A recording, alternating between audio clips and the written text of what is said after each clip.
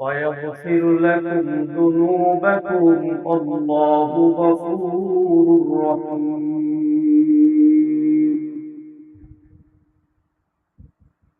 وقال النبي صلى الله عليه وسلم: لا يؤمن أحدكم حتى أكون أحب إليه من والده وولده والناس أجمعين، أو كما قال النبي عليه الصلاة والسلام: سبحانك لا علم لنا إلا ما علمتنا إنك أنت العليم الحكيم. رب اشرح لي صدري ويسر لي أمري واحلل عقدة من لساني يفقهوا قولي. صدق الله مولانا العظيم وصدق رسوله النبي الأمي الكريم، ونحن على ذلك من الشاهدين والشاكرين والذاكرين، والحمد لله رب العالمين.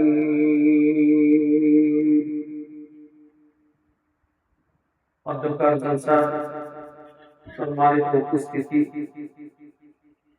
মিয়াবাড়ি কর্তৃক আয়োজিত আজকের এই মহাসম্মেলনে যারা উপস্থিত হয়েছে, দূর দূরান্ত থেকে আল্লাহ পাকের আশিকিন, জাকিরিন, মুহিব্বিন, মুরব্বিয়ানে আযম, যুবক ভাইয়েরা, মহান আল্লাহ পাক রব্বুল আলামিনের দরবারে লাখো কোটি শুকর ও সুজুদ যে মহান রব্বুল আলামিন দুনিয়ার বিভিন্ন ঝামেলা থেকে পার করে অসংখ্য মুসলমানের মধ্য থেকে ছাঁটাই বাছাই কবুল ও মঞ্জুর করে জান্নাতের এই ভূমি ও বাগানে আমাদেরকে আশা এবং বসার মতো তৌফিক দান করেছেন। মুসলমান হিসেবে ঈমানের আওয়াজকে উঁচু করে এক আওয়াজে উচ্চ কণ্ঠে দিল থেকে জবান খুলে সবাই চিল্লায়া বলি আল্লাহ পাক রব্বুল আলামিনের দরবারে শুকর গুজার করি। সবাই বলি আলহামদুলিল্লাহ। লক্ষ কোটি দরুদ ও সালাম সাইয়্যিদুল মুরসালিন রাহমাতুল লিল আলামিন শাফিউল মুসলিমিন খাতামুন নবিয়্যিন নবী মুহাম্মদুর রাসূলুল্লাহ সাল্লাল্লাহু আলাইহি ওয়াসাল্লামের উপর আজকের এই সুন্দর মাহফিল, সামিয়ানা, মাইক, প্যান্ডেল সবকিছুর সুব্যবস্থা আছে, কিন্তু মিয়াবাড়িতে কম মানুষ বসবাস করে এটা আমি আজকে প্রথম জানলাম। মিয়াবাড়ি মনে হয় খুব সীমিত সংখ্যক কিছু লোক, যা হুজুরা জানে চোরে জানে চোরে যদি জানে যে মিয়াবাড়ির লোক সংখ্যা কম, তাহলে প্রতিদিন আপনি চুরি হচ্ছে। এজন্য চোরে যেন বুঝতে না পারে, ডাকাতে যেন বুঝতে না পারে যে মিয়াবাড়ির লোক সংখ্যা কম। এজন্য যারা মাঠের মধ্যে বসে আছেন, আশপাশে যারা আছেন, অনুরোধ মেহেরবানি করে কোরআনের মাহফিলে আসে বসে যান। কিছু কথা শোনা এবং বলা এবং শোনার মধ্যে আল্লাহ হয়তো হেদায়েত দিতে পারে, নাকি বলেন?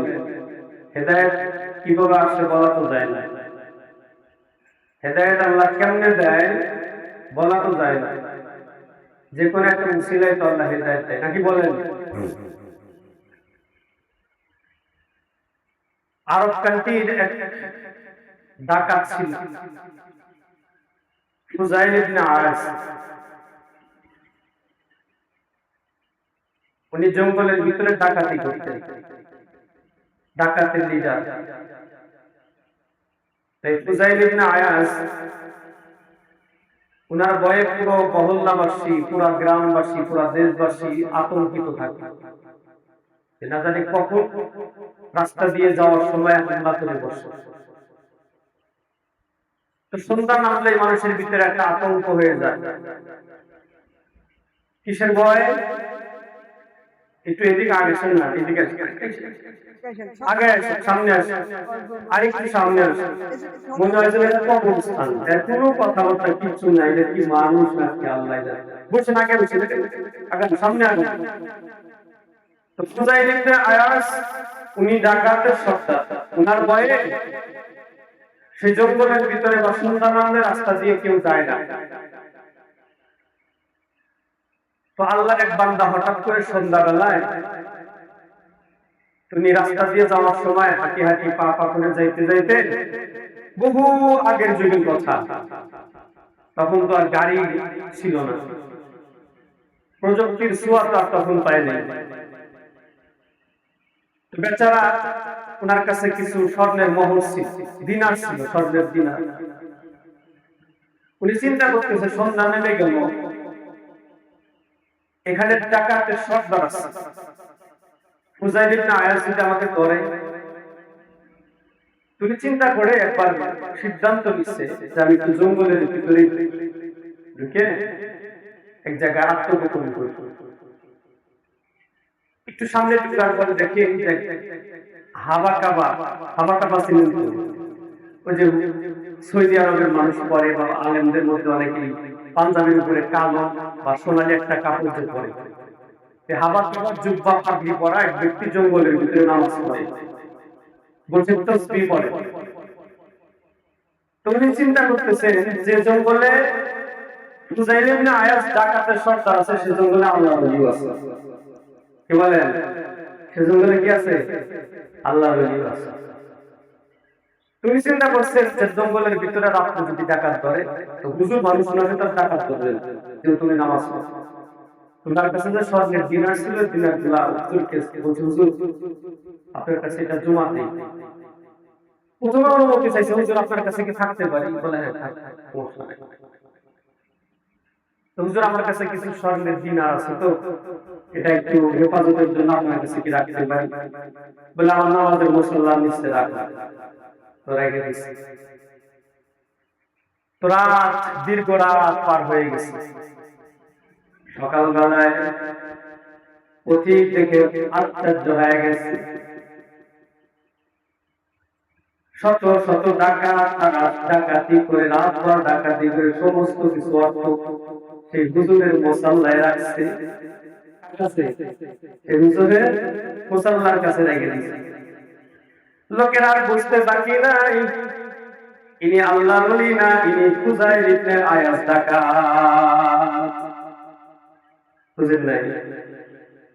তো জাহান ভাই জঙ্গলে পলাইছে, তার কাছে কি রাখছে? মোহর রেখে দিয়েছে। এবার তিনি আতঙ্কিত, চিন্তিত, আমাকে এখান থেকে ফিরতে দেবে কিনা। ফুজাইল ইবনে আয়াস বড় ডাকাতের লিডার, তিনি বড় মারাত্মক রাগী মানুষ, যদি শেষ মুহূর্তে আমাকে হত্যা করে দেয়। এমন সময় তিনি ফুজাইল ইবনে আয়াসকে ডাকতে বলে, হুজুর আমি কি চলে যাইতে পারি? বলে হ্যাঁ চলে যাও। সামনে একটু অগ্রসর হওয়ার পর একটু মনের মধ্যে চিন্তা ভাবনা করে, টাকাটা একটু চায় দেখি কি করে। পিছন দিক দিয়ে ঘুরে ডাকতে বলে, হুজুর রাত্রের বেলায় টাকা দিয়েছি, টাকাটা কি ফেরত দিবেন? বলে তোমার টাকা আমি ধরি নাই, শুই নাই, তোমার টাকা যেখানে রাখছো সেখান থেকে তুমি লইয়া চলে যাও। টাকা নিয়ে চলে যাও। প্রতীক মনে মনে চিন্তা করে, এটা কি আমাকে পরীক্ষা করতেছে কিনা বুঝাইলে না।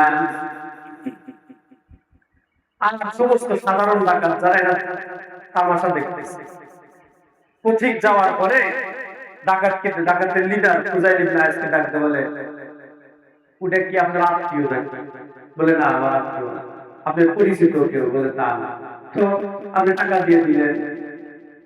বলে শোনো, উনি আমাকে বিশ্বাস পাইছে কি জন্য জানো? বিশ্ব নবী রাহমাতুল লিল আলামিন, নবী আমার সুন্নতের আদর্শের প্রতি তার বিশ্বাস ছিল। হুজুরের কাছে টাকা দিলে টাকা ধরবে না, হুজুরের কাছে টাকা দিলে হেফাজত থাকবে।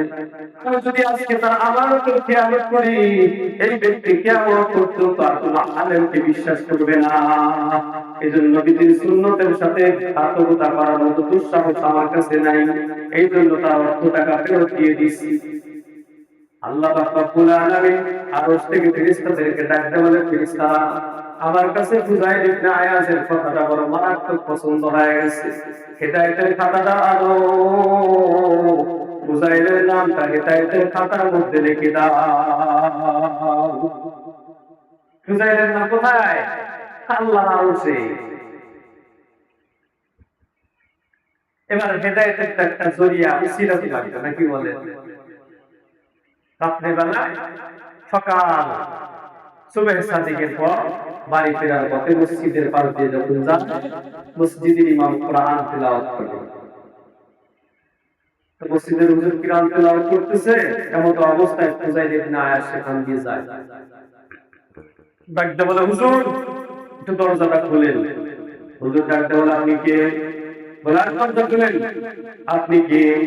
বলে, আপনি ফুজাইল ইবনে আয়াজ। হুজুরে বলছেন, হুজুর বলে, আমি তো করি মানুষ, আমার কাছে তেমন কিছু নাই। কারণ হুজুরও জানে ফুজাইল ইবনে আয়াজ ডাকাতে বড় সত্তা, আমার কাছে তাই এটা বুঝছি, আমার কাছে তেমন কিছু নাই। এই দরজা খুলেন। তো দরজা খুলে দিয়েছে। কোরআন তেলাওয়াত করতে থাকেন। কোরআন তেলাওয়াত করছে, বলে কোরআন তেলাওয়াত আমার কাছে ভালো লাগছে, অনেক সুন্দর লাগছে। হুজুর গো, জীবনভর ডাকাতি করেছি মানুষের ঘরের ভিতরে ঢুকে, আজকে ঘরের ভিতরে ঢুকে আল্লাহর ঈমান চুরি করব। তাড়াতাড়ি হাতটা দেন, আমার হাতটা আপনার হাতের ভিতরে নিয়ে দেন, আমাকে কালেমা পড়ে মুসলমান বানান, ঈমান দেন এবং তওবা করান। আমি আর জীবনে কোনোদিন ডাকাতি করব না। ফুজাইল ইবনে আয়াজ কোনোদিন ডাকাতি করে নাই, ডাকাতি করে নাই এবং এমন তওবা করছে, কোরআন তেলাওয়াতকে তিনি ভালোবাসছে, এজন্য আল্লাহ পাক রব্বুল আলামিন তাকে আউলিয়া বানিয়েছে। তো হেদায়েত যে কোনো একটা সিলাই তো আছে নাকি বলেন? কিন্তু আমরা যদি সিলাই তালাশ না করি, বড় বড় টুপি, জুব্বা বড়, এটাই কি হেদায়েত? কথা বলে না, এটা তো হেদায়েত না। আল্লাহ নবী সাল্লাল্লাহু আলাইহি ওয়াসাল্লামের যে সম্পর্কিত আয়াত তেলাওয়াত করছি, পবিত্র কোরআনে আল্লাহ বলেন, কুল ইন কুনতুম তুহিব্বুনাল্লাহ ফাত্তাবিউনি ইউহিব্বুকুমুল্লাহ ওয়া ইয়াগফির লাকুম যুনুবাকুম আল্লাহু গফুরুর রহিম। হে নবী, আপনি বলে দেন, যারা আমি আল্লাহকে ভালোবাসতে চায় তারা যেন আপনি নবীর ইত্তেবা করে, অনুসরণ করে। নবীর অনুসরণ করতে হবে। নবীর অনুসরণ করলে কি হয়? আল্লাহর ভালোবাসা পাওয়া যায়। আমরা অনেকেই ভুল ব্যাখ্যা করি, নবীকে আল্লাহর ভালোবাসা পাইতে হলে নবীকে ভালোবাসতে হবে। ভালোবাসা আর আনুগত্য করা আকাশ আর জমিন ব্যবধান। ভালো তো সবাই বাসা যায়। আমার নবী মুহাম্মদুর রাসূলুল্লাহ সাল্লাল্লাহু আলাইহি সাল্লামকে মক্কার সমস্ত কাফেররা ভালোবাসে। এত ভালোবাসছে, নবীজির নাম তখন বিশ্বাস করে নবীজিকে আদর করে আল আমিন উপাধি দিয়েছে। ভালো তো বাড়ছে, কিন্তু যখন নবীজির আদর্শ তাদেরকে ইত্তেবা করতে বলা হয়েছে, অনুসরণ করতে বলা হয়েছে, তখন নবীজিকে জাদুকর বলছে, নবীজিকে তখন বদনাম সুরত বিভিন্ন ভাবে গালিগালাজ করছে। নবী আমার রাহমাতুল লিল আলামিন মক্কার জমিনে ইসলাম কায়েম করার জন্য আল্লাহ পাক রব্বুল আলামিন এক অসংখ্য মুআজিজা দিয়েছিলেন, যাতে মানুষ আতঙ্কিত, আশ্চর্য জিনিস দেখে মানুষ যাতে ইসলাম ধারণ করে। এজন্য বহু ধরনের মুআজিজা আল্লাহ হাবিব সাল্লাল্লাহু আলাইহি সাল্লামকে দেওয়া হয়েছে। একদিন এক কাফের ইহুদি নবী আলাইহিস সালামের কাছে এসে ডাকতে বলে, পয়গম্বর, আপনার প্রতিবেশী চাচা আবু জাহেল, তার তখন নাম ছিল আবুল হাকাম, আবুল হিকাম। আবু জাহেল, ওনার কাছে আমি কিছু টাকা পাই, বহুদিন আগে পর্যন্ত কিছু টাকা দেয় না, টাকাটা একটু উঠায় দেন। কারণ এহুদি জানে নবী মুহাম্মদ এত বড় রহমতের নবী, যে কোনো ব্যক্তির কাছে গেলে যা চাইলে তা দিয়ে দেয়। মুস্কি হাসি যদি কেউ দেখে তার ঈমান কেড়ে নেয়, যদি তার সুন্দর দেহটা দেখে নেয়, মুস্কি হাসি চেহারার দিকে যদি কেউ তাকায়, 3 দিন কেন 15 দিনের ক্ষুধা তার আর থাকে না। আর চলেন না, আবু জাহেল বহুদিন আগে টাকা নিছে, টাকা দেয় না, চলো আবু জাহেলের ঘরের কাছে গিয়া দরজার ভিতরে কড়া মারছে, চাচা বাড়িতে আছেন নাকি? একটু পরে ভিতর থেকে আবু জাহেল এই পরিমাণ জোরে দৌড় মারছে, দরজা ঠাস করে খুলে মুহাম্মাদের কাছে দাঁড়ায় গেছে। এদিকে মুহাম্মদ সাল্লাল্লাহু আলাইহি সাল্লাম যখন ইহুদি সেই পাওনাদারকে সাথে নিয়ে যখন রওনা দিছে, মক্কার সমস্ত বড় বড় নেতারা, মক্কার বড় বড় কাফেররা চিন্তা করতেছে যে আবু জাহেল মুহাম্মদকে হত্যা করার জন্য, যে আবু জাহেল মুহাম্মদের বিরুদ্ধে ষড়যন্ত্র করে, সেই মুহাম্মদ আবু জাহেলের বাড়ি যায়। আজকে একটা ফাইনাল খেলা আমরা দেখবো, দেখি আছে কি ঘটনা ঘটে। সবাই তাকায় আছে, উপচে পড়া ভিড়, আজকে একটা খেলা ঘটবে, কারণ মুহাম্মদ একটা তার